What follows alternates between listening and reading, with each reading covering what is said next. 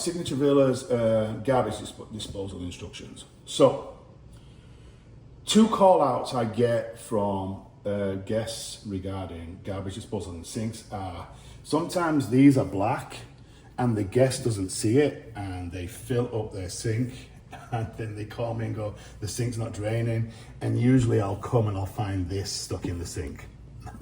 So that's number 1. Number 2, although it says garbage disposal, do not put garbage down here, you're going to block it. Do not put anything, it's just for the little bits, and not even that. They do jam up a lot. It's unbelievable the amount of job. So, but to use the garbage disposal, it should always be running, and you find the switch, and there you go, that does it. If the garbage disposal doesn't work for some reason, you just go under the sink, and underneath here will be a little red button, and you press that. That might have tripped it out. Anything else, just give me a call.